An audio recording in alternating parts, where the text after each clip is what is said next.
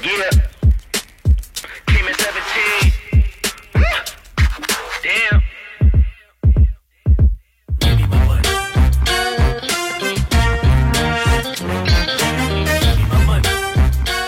Assalamualaikum warahmatullahi wabarakatuh. Di video kali ini saya bersama dengan Bapak Laude Amin. Apa kabar, Pak? Alhamdulillah baik. Alhamdulillah. Ya. Kabar teman-teman gimana, Pak? Alhamdulillah kawan-kawan pada sehat-sehat. Seperti Alhamdulillah. biasanya lagi senang-senangnya untuk memperbanyak kawan gitu. Tahun 2016 pertama kali saya ketemu dengan beliau yang sosok bersahaja, pembina Lembaga Ekonomi Masyarakat. Kalau dulu Sultra, Pak.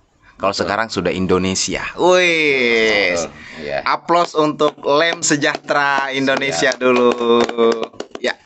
Nah, temanya kita bicara perjuangannya Bapak dulu waktu mendapatkan ide yang namanya Lem Sejahtera dan bagaimana perjuangannya. Boleh bercerita, Pak? Silakan. Baik. Terima kasih Pak Jack. Alhamdulillah sudah lama tidak ketemu dan hari ini kita dipertemukan lagi oleh Allah Subhanahu wa taala. Saya salam dulu tentunya. Assalamualaikum warahmatullahi wabarakatuh. Waalaikumsalam. Semoga kita semuanya sehat selalu dan tetap dalam lindungan Amin. Allah Subhanahu wa taala. Kondisi wabah Covid mudah-mudahan tidak menghentikan kita punya langkah. Menghentikan semangat dan langkah kita, Pak. Buat Siap. yang lebih baik untuk diri kita sendiri dan tentunya masyarakat. Siap. Tadi cerita tentang Lembaga Ekonomi Masyarakat Sejahtera sebenarnya ini merupakan ide besar pimpinan saya waktu itu, Bapak Insinyur Bambang MM, kami sebagai stafnya. Kemudian beliau memberi contoh bahwa kita tidak boleh lagi bekerja asalan. Jadi kadang-kadang kita harus bekerja gila-gilaan. Betul. Iya. Apa yang harus kita gila-gilaan begitu?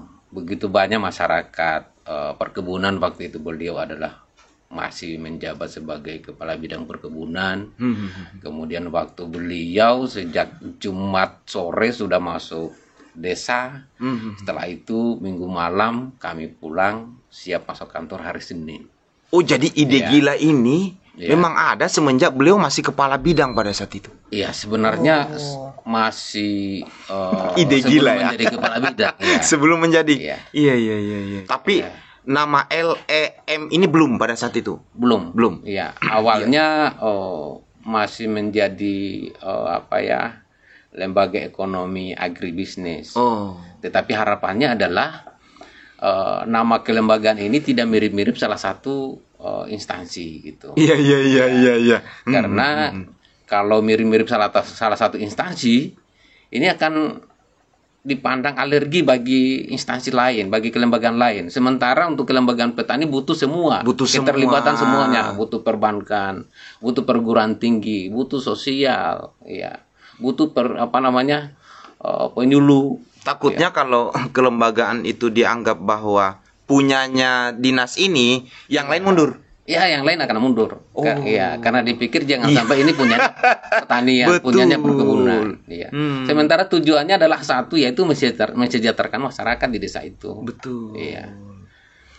Tahun berapa dan desa pertama kali uji coba Lembaga Ekonomi Masyarakat ini? Di 2007 atau 2008 ya waktu itu Iya. diawali dengan rasa prihatin tentang kakao waktu itu. Beliau datangkan dari AIKI ya, organisasi kakao Indonesia. Kemudian dari Berdikari untuk datang melihat kakao yang ada di Konawe Selatan waktu itu. Waktu itu targetnya ada 5 desa. 5 desa. 5 desa. Ada di Tinete Konsel, kemudian Purema termasuk Kolaka Penanggosi waktu itu. Dan hari ini kalau kita lihat hasil dari kelembagaan ini seperti yang di Konawe Selatan tadi yang pertama kali dibentuk di Tetenia maksud saya, bukan Tinet ya, Tetenia ya. Tetenia. Tetenia aja ya. Tetenia Jaya. Itu luar biasa. Jadi pendampingan memang masih kurang, tetapi mereka punya pengelolaan bagus, dan tahun kemarin mereka bisa punya keuntungan sampai dengan 70-80 juta, bahkan ada yang 100 juta. Ini Ya. di kelembagaannya. Ya, kelembagaan petani. Luar biasa. Dan yang paling menyentuh perasaan Iya. adalah ketika kami tanya, ya, kami juga tidak pernah memberikan informasi bahwa lem ini seperti ini, tapi mereka sendiri yang kembangkan. Ya.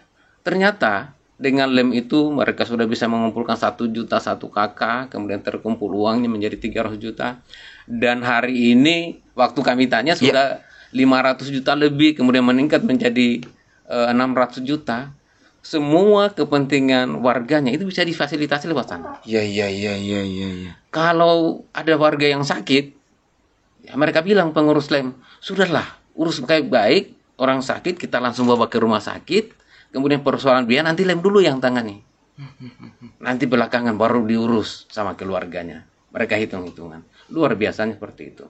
Itu di desa itu sampai saat ini, Pak. Sampai saat ini, sampai hari ini. Sampai hari Ya, ini. gitu. Karena banyak juga lem-lem yang sudah terbentuk tapi Ya. bukan bilang tidak jalan. Ya. Entah masalahnya apa, kita tidak tahu intern atau apanya, Ya. tetapi yang kita mau bahas di kesempatan ini, kalau misalkan lembaga ekonomi masyarakat ini berjalan dengan secara normal, Ya. seperti itulah. Nah, banyak yang mau penasaran tahu, warga Kampung Anggrek ini banyak mau tahu, Pak, seperti apa sih kelembagaan ini modelnya, perekrutannya, kemudian kelembagaannya sampai tadi bisa menghasilkan dan bisa mandiri di satu desa. Wah, kalau cerita tentang bagaimana memang betul-betul gila-gilaan. Yang pertama, kita sosialisasi di desa. Sosialisasi. Sel desa. Kemudian cerita bagaimana pentingnya kita membangun kelembagaan yang kuat. Bagaimana memanfaatkan anak-anak muda desa untuk ikut berperan dalam pembangunan desa. Sehingga kepentingan kepala desa bagaimana mengurus pemerintah dan bagian pengurusan ekonomi dibantu oleh anak-anak desa setempat yang punya kreativitas. Kemudian suatu saat mereka setelah mau, kita kumpul. Satu desa. Semua wajib hadir. Dalam satu Minimal desa 3/4, ya. Iya. Kemudian mereka hadir waktu itu, ya, ratusan orang yang hadir dalam satu desa. Kalau misalkan tidak sesuai dengan juknisnya, misalkan harus menghadirkan segini dari total warga desa, itu berarti tidak jadi. Sebaiknya yang tahu persis dan mau untuk kita fasilitasi kelembagaannya adalah 3/4 dari warga desa. Ya. Iya. Tapi Itu kan kalau ketahuan. punya kondisi tertentu, misalnya beberapa saja yang bisa hadir, misalnya 120 dari total keseluruhan itu, berarti punya kewajiban lain. Iya. Kewajibannya adalah harus memberikan pemahaman kepada warga yang tidak hadir. Sip. Ya. Nah, setelah pengurus terbentuk, barulah perekrutan. Yang Ya. Setelah mereka memahami, kemudian mereka betul-betul niat baiknya harus ada kelembagaan di situ. Betul. Kemudian kita pilihlah pengurusnya. Kita seleksi pengurusnya. Ya, seleksi dengan tentunya cara-cara tertentu menurut lem. Yang kita harapkan adalah yang terpilih benar-benar orang yang terbaik di situ. Betul. Orang yang paling dipercaya di sana. Orang yang paling amanah, bisa mengayomi seluruh warga masyarakat. Betul. Nah, itu di badan hukum kan? Ya, kemudian ada kita buatkan akte notaris yang harapannya adalah menjadi kelembagaan petani yang legal di sana.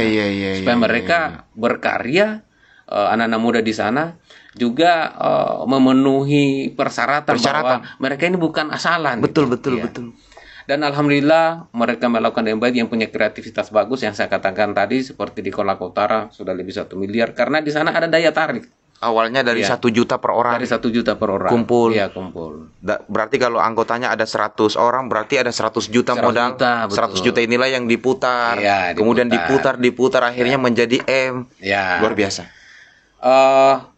Yang menjadi faktor utama sebenarnya kebutuhan petani selalu mendesak. Larinya kemana? Ke rentenir. Iya, ke rentenir. Betul. Iya.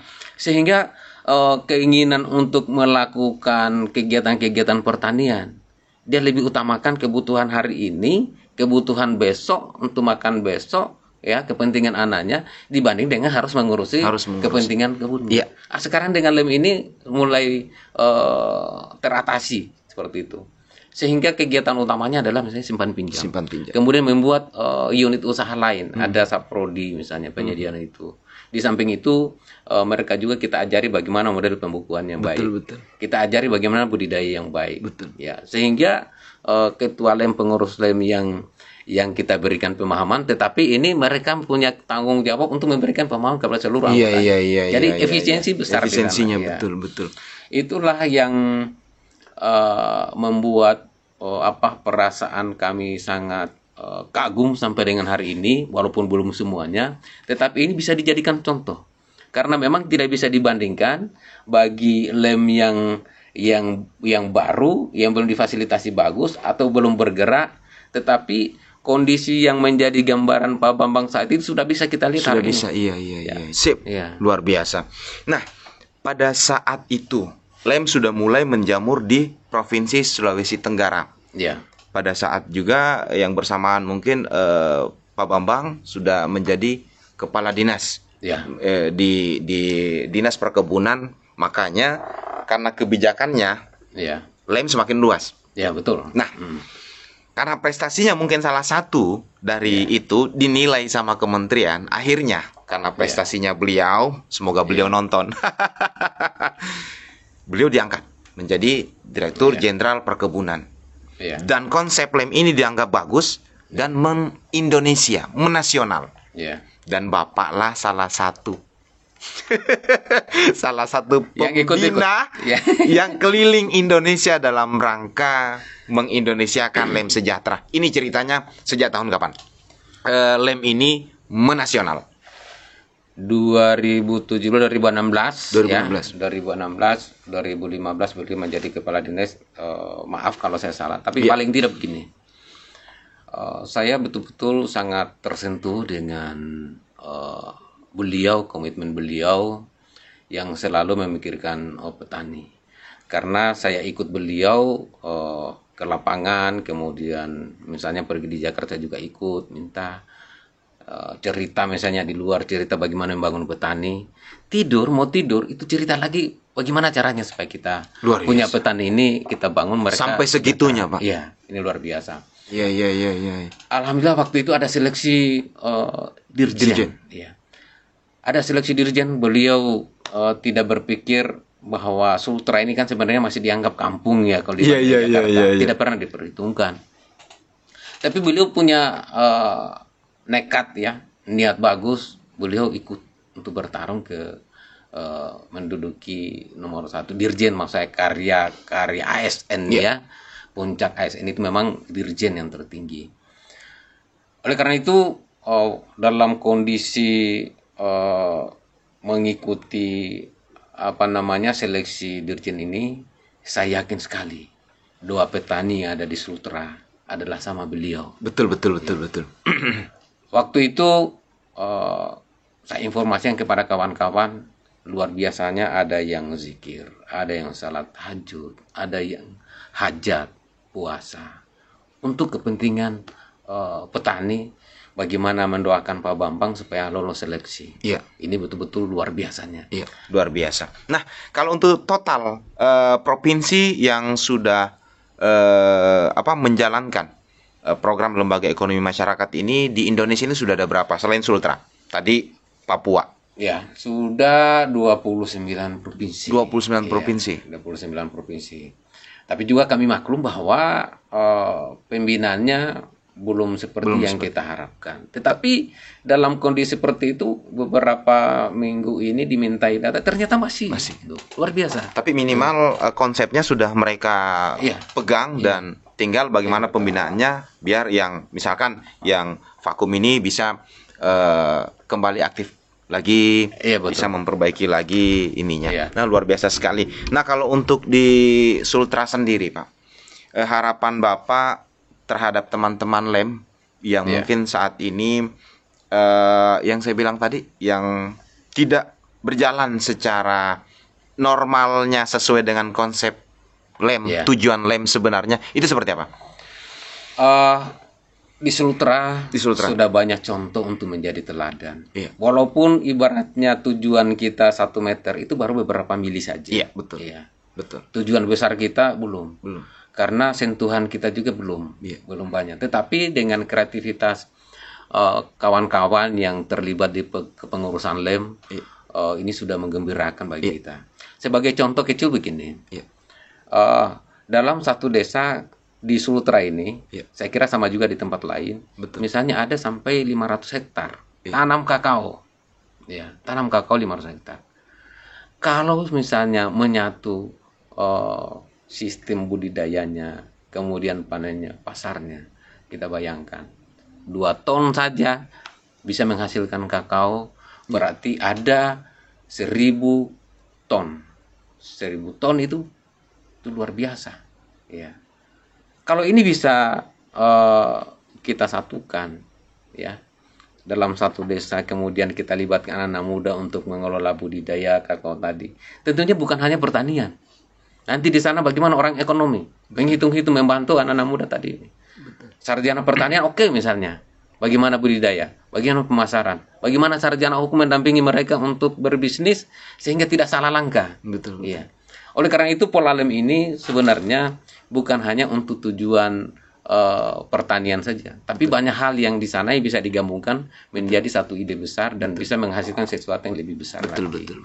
Tapi terakhir harapan Sultra adalah bagaimana menjadi contoh kelembagaan petani yang paling bagus, sehingga anak-anak muda seluruh Indonesia bisa melibatkan diri dalam proses budidaya, dalam proses pasca panen sampai dengan pemasaran. Luar biasa. Ya.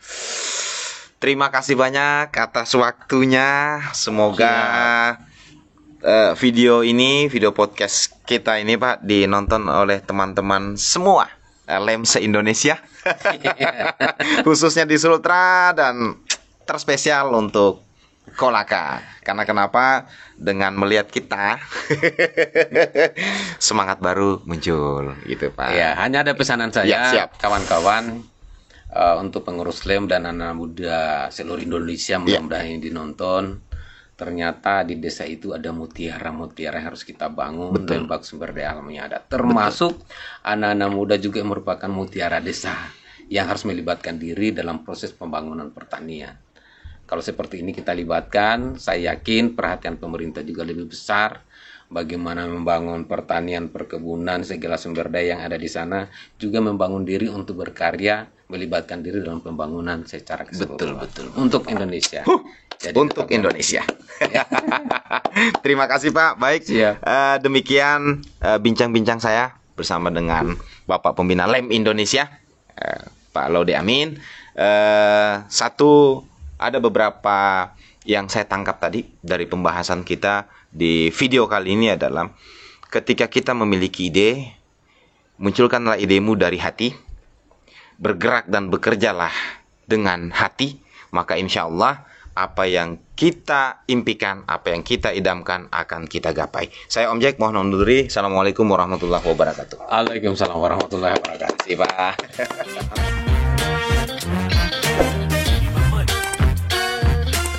Hey, check this out though. I gave you 10 a week ago.